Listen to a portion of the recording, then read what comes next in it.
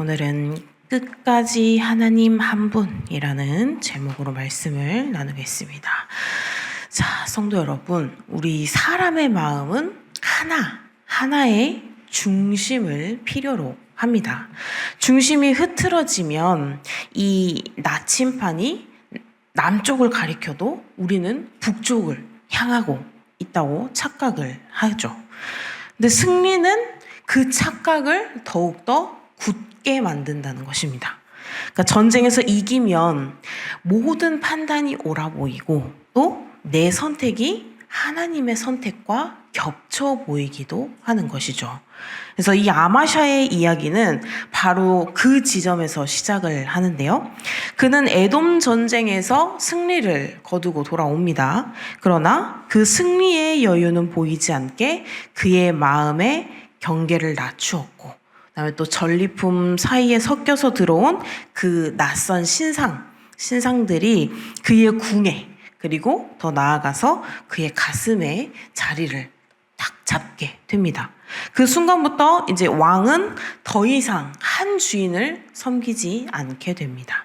그러니까 표면적으로는 여호와의 성전을 찾고 있지만 내면에서는 다른 새로운 신들이 생기고 그 신들에게 절을 하고 있는 것이죠. 그래서 성경이 오래전부터 이것들을 경고를 해왔습니다. 자, 신명기 6장 5절 함께 읽겠습니다. 시작. 너는 마음을 다하고 뜻을 다하고 힘을 다하여 내 하나님 여호와를 사랑하라. 그러니까 사랑이 나뉘는 곳에서 예배는 형식이 되어버리고 그것이 굳어지면 이 경고의 말이 듣기 불편한 소음이 돼버린다는 말입니다. 아마샤의 이야기를 통해서 우리가 우리 이 승리가 이 믿음의 보증이 아님을 이야기를 하죠.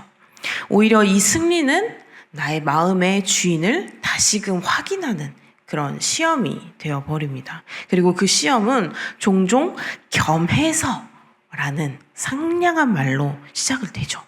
조금만, 잠깐만, 같이 이런 단어들로 시작을 합니다. 하지만 둘 사이에서 마음은 결국 내가 원하는 쪽으로 조금 더 기울고 조금 더 넘어가 버린, 그러면서 완전히 어떻게 해요? 답정너. 이 단어 아시죠? 답정너. 답은 정해져 있고 너는 말하기만 하면 돼. 이런 답정너 같은 상황이 되어버린다는 것입니다. 그래서 우리가 마태복음 6장 24절 함께 읽겠습니다. 시작. 한 사람이 두 주인을 섬기지 못할 것이니 너희가 하나님과 재물을 겸하여 섬기지 못하느니라. 성경에서는 계속해서 우리에게 말을 해주고 있죠. 그래서 오늘 본문은 그 넘어짐의 과정 그리고 그 결과를 굉장히 정직하게 보여주는 본문입니다. 이 아마샤가 전리품을 들고 이제 돌아오죠. 돌아와서 에돔의 신들에게 절을 합니다. 우리 오늘 말씀 14절 같이 읽겠습니다. 시작. 아마샤가 에돔 사람들을 죽이고 돌아올 때에 세일 자손의 신들을 가져와서 자기의 신으로 세우고 그것들 앞에 경배하며 분향한지라. 그러니까 그의 내면에서 이 하나님과 우상이 공존해버리고 공존해 보이는 듯 싶었는데 실상은 주인이 이제 완전히 바뀌어버리는 그런 길에 들어선 것이죠. 그래서 하나님께서는 이러한 상황들을 가지고 선지자를 보내서 단호하게 묻고 이제 책망을 하십니다. 오늘 말씀 15절입니다. 시작. 그러므로 여호와께서 아마샤에게 진노하사 한 선지자를 그에게 보내시니 그가 이르되 저 백성의 신들이 그들의 백성을 왕의 손에서 능히 구원하지 못하였거늘 왕은 어찌하여 그 신들에게 구하나이까 하며, 그러니까 책망하고 있죠. 왜 그렇게 하냐? 이렇게. 근데 이것은 단순히 그냥 감정의 타이름이 아니고 구원의 역사에 대한 분명한 사실 확인입니다. 하나님께서 물어보시는 거죠. 그러니까 에돔의 신들은 전쟁터에서 아무 능력도 보이지 못했죠. 근데 승리한 왕이 그 신을 도성 안으로 들여버리니까 이것이 이성의 문제가 아니라 마음의 방향까지의 문제가 되어버리는 것입니다. 그러니까 사람은 자기가 사랑하는 대상을 숭배하고 숭배하는 대상을 닮아가는 상황인데, 우상이 무서운 이유는 대개 정면으로 하나님을 버려라고 요구하지 않기 때문입니다. 우상이 속삭이는 것이죠. 하나님을 버리라는 게 아니라 겸해서 섬기라고 속삭이는 것입니다. 그러니까 부담 없이 조금만 나를 의지하면 된다라고 이렇게 속삭이는 것이죠. 근데 그러한 작은 그런 속삭임의 혼합이야말로 큰 배반의 시작이 되어버리는 것이죠. 성령께서 이 혼합을 찢어내실 때 인간의 자존심은 종종 상처를 입습니다. 아니, 나는 이렇게 해도 될 것 같은데 왜 이거 안 된다고 하지? 라는 질문이 들어올 때도 있죠. 그러니까 아마샤도 그랬다는 것입니다. 그러니까 그는 선지자의 혀를 이제 꺾으려 들죠. 조용히 해라 라고 외치잖아요. 그러니까 자신의 왕권으로 경고의 문을 닫습니다. 그래서 이 16절에 보시면 이제 이 선지자에게 조용히 해라. 너가 지금 나한테 혼나려고 그러냐? 계속 말하면 내가 너를 어떻게 할지 모른다. 지금 계속 이렇게 말을 하고 있잖아요. 그때 성경은 무서운 말을 덧붙이게 됩니다. 오늘 말씀 20절 쉬운 성경으로 같이 읽겠습니다. 시작. 그래도 아마샤는 듣지 않았습니다. 이 일은 하나님께서 일으키신 일입니다. 하나님께서는 이스라엘의 요아스가 유다를 이기게 하려고 작정하셨습니다. 왜냐하면 유다가 에돔의 신들에게 도와달라고 빌었기 때문입니다. 그러니까 하나님께서 이 요아스의 문을 다 닫아버렸다는 것이죠. 아무리 선지자가 이야기를 해도 절대 들리지 않도록, 그것이 심기불편한 말이 되도록 하나님께서는 그러한 이유가 바로 에돔의 신들에게 도와달라라고 빌었기 때문이다 라고 말을 합니다.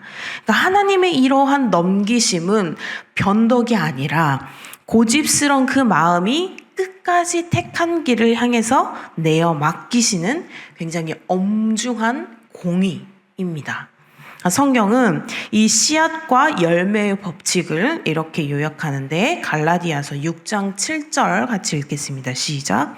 스스로 속이지 말라. 하나님은 업신여김을 받지 아니하시나니 사람이 무엇으로 심든지 그대로 거두리라. 내가 무엇을 심었든 하나님께서는 이미 알고 계시고 또 그 심은 대로 내가 거둘 것이다 라는 것이죠. 대신 그 거두는 것이 좋은 열매인지 아니면 썩은 열매인지 하나님께서는 이미 아시기 때문에 우리에게 계속해서 경고를 해주신다는 것이죠. 책망을 하기도 하고 우리를 타이르시기도 하고 우리가 다시금 좋은 열매를 맺을 수 있도록 돌아오게끔 계속해서 이야기를 해주시죠. 그래서 이 아마샤는 이제 사건이 더 빠르게 전개가 되는데 이 북이스라엘과의 전쟁을 자초하고 결과가 어때요? 참패입니다. 예루살렘 성벽은 무너지고 성전과 왕궁의 보물은 모두 다 빼앗겨 버리고 그리고 인질 또한 끌려가 버리고 말죠. 한 사람의 이러한 분열이 결국 공동체의 균열이 되어버리고 왕의 고집이 이 도성의 파괴로 번져지는 그런 비극이 펼쳐져 버립니다. 결국 유다 안에서 마찬가지로 반역이 일어나고 아마샤는 결국 라기스에서 비참한 최후를 맞이하는 그러한 참담한 결과까지. 그러니까 지혜서는 이 길을 또 이름을 붙였는데 잠언 16장 18절을 같이 읽겠습니다. 시작.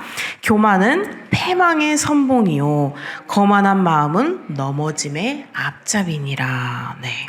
그러니까 교만은 언제 자라죠? 지금 성경에서 봤을 때는 되게 승리했을 때, 승리하고 바로 그 직후, 또 우리 상황으로 봤을 때 내가 무언가를 성공하고 나에게 무언가 굉장히 큰 어떤 게 들어오거나 내가 일취월장했을 때 그 뒤 바로 직후에 이 교만의 마음이 들어온다는 것이죠.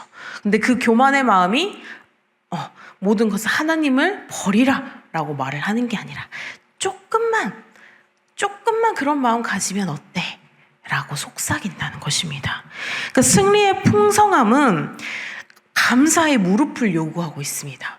감사를 하고 또 교만해지지 않고 더 겸손해지라는 마음을 요구하는데, 인간의 본성은 우리가 자랑하죠. 어깨가 이렇게 들썩들썩 이런 상황들이 벌어지기 쉽다는 것이죠. 그래서 참된 경건은 승리의 그 다음 페이지를 무릎으로 시작하는 그 습관에서 드러나는 것이라고 합니다. 그렇다고 하나님이 우리를 멸하시려 그것들을 경고하는 것이 아니다. 하나님께서는 우리에게 돌이킬 기회를 먼저 주시는 분이시다. 그래서 호세아서 6장 6절을 같이 읽겠습니다. 시작. 나는 인애를 원하고 제사를 원하지 아니하며 번제보다 하나님을 아는 것을 원하노라. 아멘. 그러니까 제사의 빈틈이 문제가 아니라는 것입니다. 하나님을 아는 마음의 공백이 문제라는 것이죠. 형식은 남았지만 내 중심이 무너질 때 우상의 속삭임은 굉장히 쉽게 자리를 얻습니다. 그러므로 사도는 사랑으로 우리에게 명령합니다. 고린도전서 10장 14절입니다. 시작. 그런즉 내 사랑하는 자들아 우상 숭배하는 일을 피하라. 피해야 할 우상은 그 옛날 그 돌이나 금속이나 나무로 만든 그런 꼭 신상만이 아니라는 것입니다.